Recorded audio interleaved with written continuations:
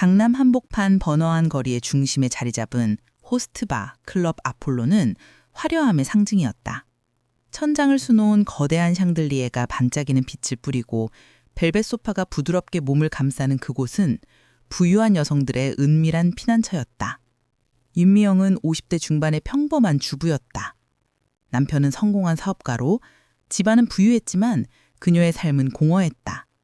친구의 끈질긴 권유에 못 이겨 난생 처음 이곳을 방문한 미영은 문을 열자마자 압도적인 분위기에 숨이 막혔다.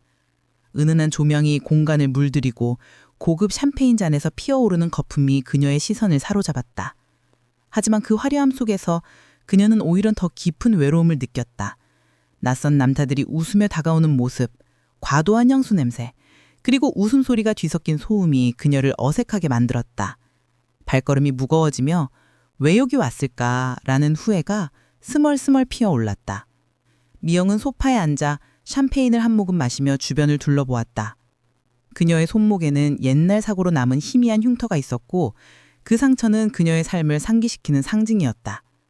남편과의 결혼 생활은 20년이 넘었지만 이제는 서로를 무관심하게 대하는 일상이 되었다. 아이들은 성장의 집을 떠났고 그녀는 텅 빈 집에서 하루하루를 보내는 신세였다.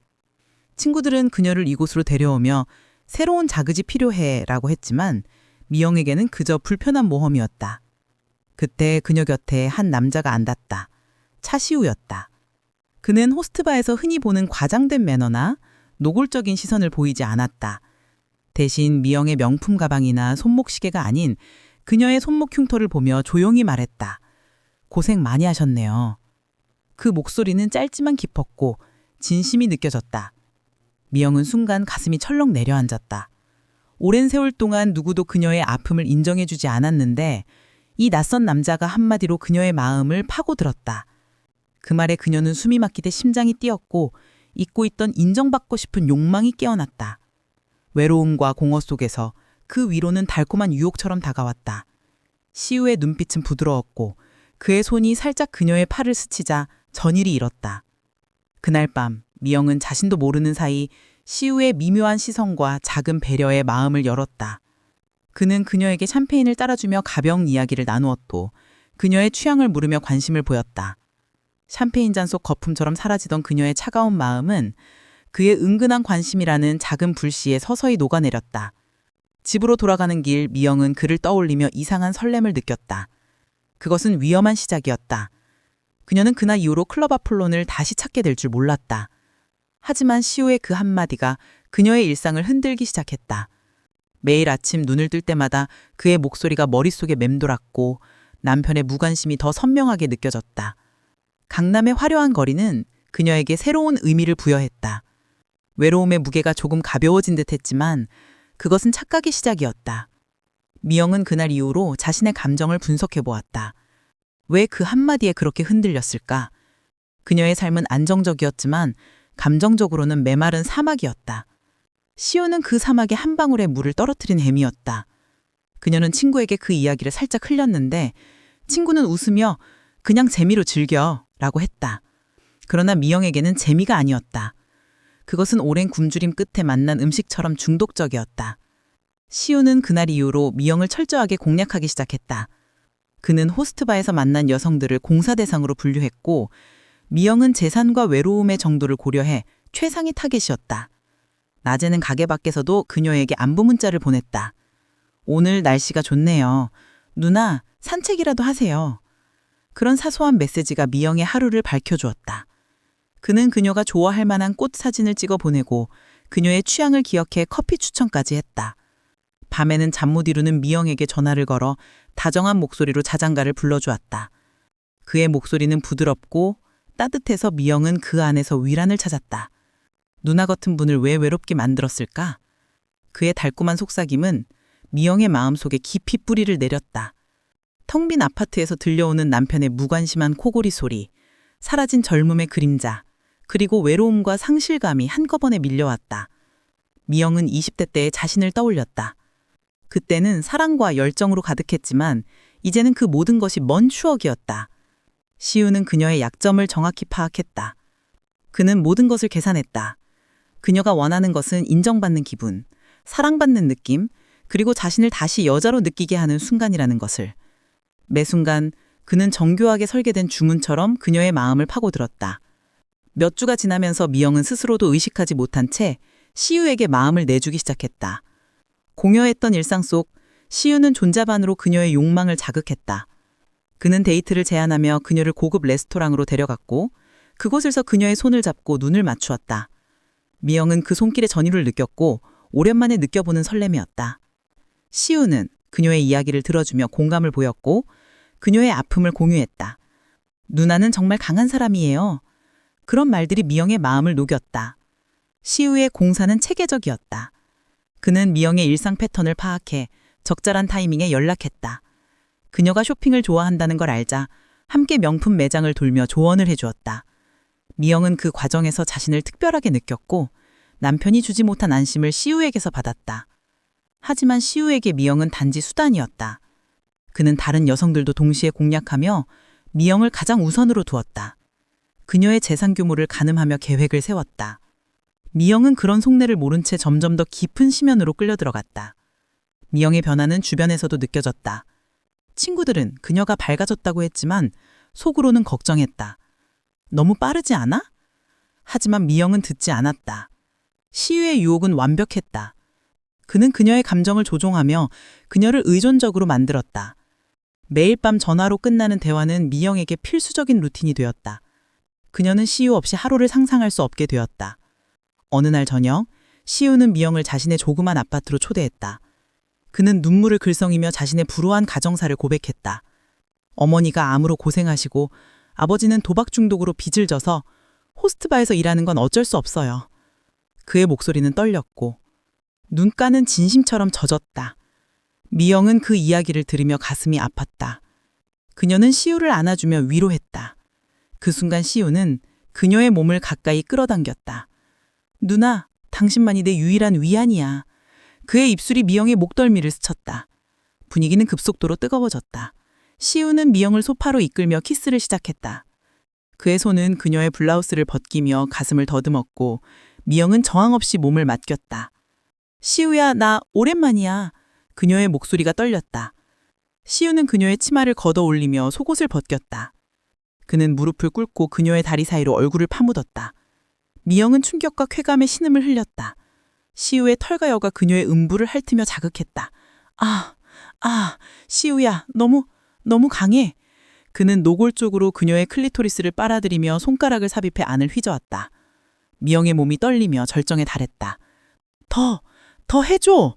그녀는 변태처럼 그의 머리를 끌어당겼다. 시우는 일어나 자신의 바지를 벗었다. 그의 성기가 단단히 서 있었다. 누나, 이제 네 차례야. 그는 미영의 머리를 잡고 자신의 성기를 입으로 밀어 넣었다. 구강성교가 시작되었다. 미영은 처음에는 주저했지만 곧 그의 리듬에 맞춰 빨아들였다.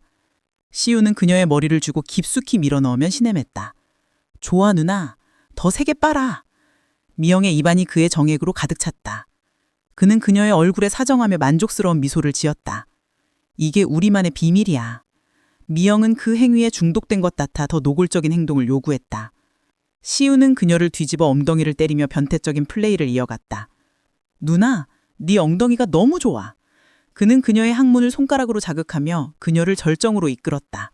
그 후 미영은 두려움과 연민에 휩싸였다. 이 사람을 잃으면 어떡하지? 공포와 죄책감, 그리고 연민이 뒤엉켜 그녀의 판단을 흐리게 했다.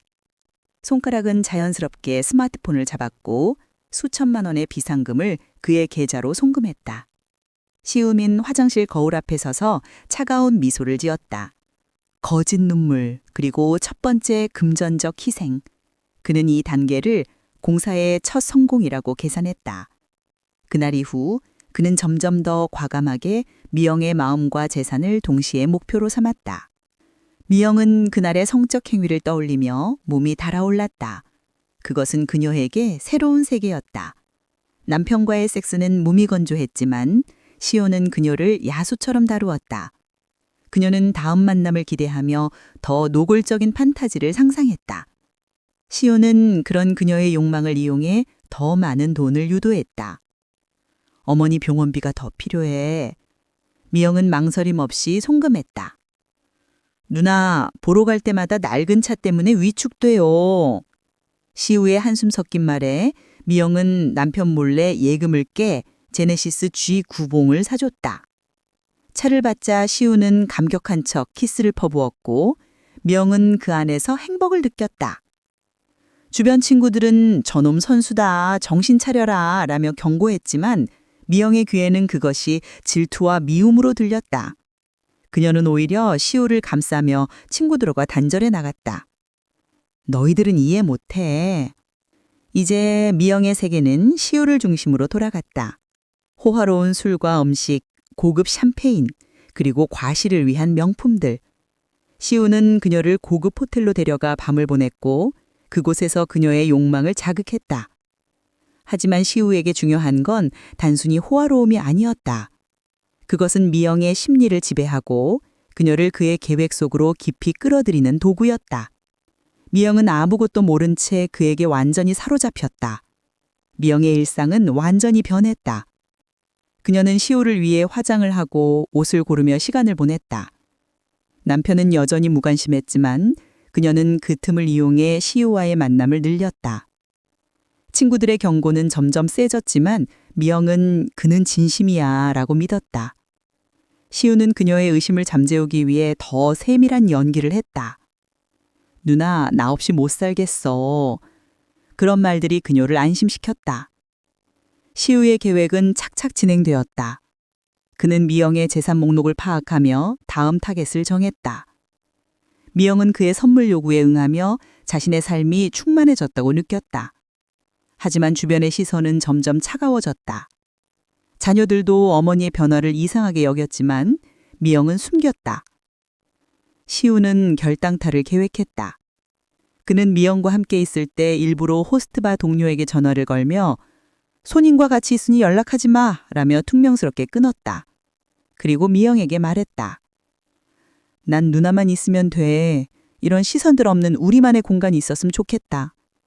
우리라는 단어가 미영의 마음속에서 폭발했다. 현실과 판타지가 뒤섞인 순간 그녀는 이성을 완전히 잃었다.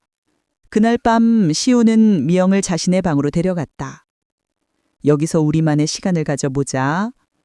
그는 그녀를 침대로 밀치고 옷을 벗겼다. 미영의 몸은 이미 흥분으로 젖어 있었다. 시우는 그녀의 다리를 벌리고 성기를 삽입했다. 시우야, 너무 커. 미영은 신음을 참지 못했다. 그는 거칠게 그녀를 찌르며 누나, 네 안이 너무 뜨거워 라고 속삭였다. 성교는 격렬했다. 시오는 그녀를 뒤집어 개처럼 박으며 엉덩이를 때렸다. 변태같이 느껴봐, 누나! 미영은 그 고통과 쾌감에 울부짖었다. 그는 구강성교를 요구했다. 이제 빨아봐. 미영은 무릎을 꿇고 그의 성기를 물에 물었다. 시우는 그녀의 목을 잡고 깊숙이 밀어 넣었다. 삼켜, 누나. 내 정액을 다 먹어. 미영의 눈물이 흘렀지만 그녀는 순촌했다. 그는 그녀의 항문을 자극하며 변태적인 플레이를 이어갔다. 여기 넣어볼까? 손가락이 그녀의 뒤를 파고들었다. 미영은 여러 번 절정에 다르며 더 해줘, 시우야 라고 애원했다. 시우는 그녀의 몸을 장난감처럼 다루며 누굴적인 육설을 퍼부었다. 너 같은 아줌마가 이렇게 음란할 줄 아냐. 그 후 미영은 남편 명의의 상가 건물에 손을 대어 시우 이름으로 강남의 고급 오피스텔을 계약해줬다. 그의 눈빛에는 경멸 대신 완벽한 계산만이 담겨 있었다. 이제 시우에게 남은 것은 미영의 재산을 최대한 활용하면서도 그녀를 그의 심리적인 그물 속으로 가두는 일이었다. 미영은 우리만의 집이라는 환상 속에서 자신이 행복하다고 믿었다. 미영은 그 오피스텔에서 시우와의 만남을 꿈꾸었다. 그곳에서 더 자유로운 성적 탐험이 가능할 터였다. 시오는 그녀의 욕망을 자극하며 더 많은 돈을 유도했다. 이 집에서 영원히 함께할게. 거액의 돈이 비정상적으로 빠져나간 것을 남편이 감지했다. 그는 은행 내역을 확인하며 의심을 키웠고 조용히 조사와 감시를 시작한 뒤 한 달 뒤 그의 책상 위에는 충격적인 증거들이 놓였다. 오피스텔 주차장에서 미영과 시우가 진하게 입을 맞추는 사진, 수억 원에 달하는 계좌 이체 내역. 평생 감정의 변화도 없던 남편의 얼굴이 얼음처럼 굳었다. 비틀어진 분노와 차가운 계산이 그의 눈동자를 채웠다. 그는 미영과 대면하며 이게 무슨 짓이야? 라고 물었지만 미영은 변명조차 하지 않았다. 미영은 공포와 죄책감에 휩싸였다. 그녀가 믿었던 사랑은 사실 계산된 유희였음을, 그리고 자신이 미끼에 불과했음을 깨닫기 시작했다. 남편의 감시는 점점 세밀해졌고 미영은 시우에게 도움을 청했지만 시우는 조심해 라고만 했다. 그녀의 마음은 산산조각 났다. 오랜 결혼 생활이 무너지는 소리가 들리는 듯 했다.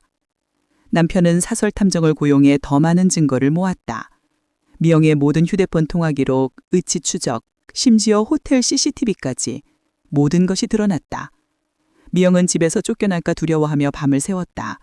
그녀의 삶은 이제 위기였다. 남편은 이혼 서류와 증거 사진을 미영 앞에 던졌다. 내 돈으로 어린 놈에게 갖다 바치니 좋았나? 미영은 아무 말도 할 수 없었다. 입술이 떨렸지만 그 어떤 단어도 그녀의 혀끝에서 나오지 않았다. 모든 것을 일크질 공포가 그녀를 덮쳤다. 남편의 차가운 눈빛, 그리고 현실이 그녀의 가슴을 짓눌렀다. 마지막 희망인 시우를 찾아 오피스텔로 달려갔지만 그곳에서도 그녀를 기다리고 있는 것은 차가운 배신뿐이었다. 미영은 문을 두드리며 울었지만 시우의 반응은 예상 밖이었다. 그녀는 그곳에서 자신의 어리석음을 직면했다. 남편과의 대화는 끊임없는 비난이었고 미영은 변호사를 찾았지만 상황은 악화일로였다. 시우야, 나 좀 도와줘. 미영이 울며 매달리자 시우는 지겹다는 듯 그녀를 뿌리쳤다. 그의 얼굴에는 레오의 다정함은 온데간데 없었고 경멸과 냉소만이 가득했다. 그는 미영이 사준 명품 시계를 손목에서 흔들며 이게 다 아줌마 돈인 거 아나? 이제 그만 꺼져. 미영의 눈앞이 흐려졌다. 그동안 믿었던 사랑, 세상에서 단 하나의 기대였던 존재는 이제 냉정한 계산기였다. 그녀는 손을 뻗어 붙잡으려 했지만 시우는 이미 마음속에서 그녀를 완전히 치웠다.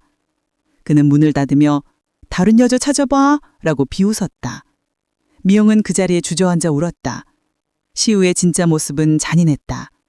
그는 미영의 돈으로 다른 여자들과 즐기고 있었다. 미영은 그 사실을 알자 더 깊은 절망에 빠졌다. 충격으로 미영은 실신했고 시우는 집 밖으로 그녀를 끌어냈다. 이혼 소송에서 그녀는 완벽하게 패소했다. 위자료 한 푼 받지 못하고 자식들마저 그녀를 외면했다. 엄마, 어떻게 그런 짓을... 자식들의 말은 그녀의 가슴을 찔렀다. 그녀가 남은 것은 오직 공허함과 허탈함 뿐이었다. 거대한 강남의 아파트, 호화로운 쇼핑, 친구들과의 허세, 모두가 사라졌다. 이제 그녀의 삶은 반지하 원룸과 컵라면, 그리고 매일 반복되는 실패와 회한 속으로 축소되었다. 미영은 매일 거울을 보며 자신의 초라한 모습을 한탄했다. 돈은 바닥났고 건강마저 악화되었다. 몇 달 뒤 보증금 500만 원, 월세 30만 원짜리 반지하 원룸에서 컵라면을 뜨던 미영은 창밖으로 한 대의 익숙한 차를 보았다. 자신이 사준 G90 운전석에는 시우가, 조수석에는 20대 여성이 웃고 있었다. 시우는 그녀의 초라한 모습을 발견했지만 벌레처럼 무심하게 지나쳤다. 샴페인 거품처럼 사라져버린 부와 사랑, 그리고 치밀하게 계획된 배신의 환영을 마주하며 미영은 소리 없이 무너져 내렸다. 그녀의 가슴 속 지난 수개월의 달콤한 착각과 희망이 순식간에 산산조각 부서졌다. 세상은 여전히 화려했고 강남은 여전히 빛났다. 그러나 미영의 세계는 붕괴되었고 그녀는 남은 것은 오직 스스로의 잔해와 처절한 외로움임을 깨달았다.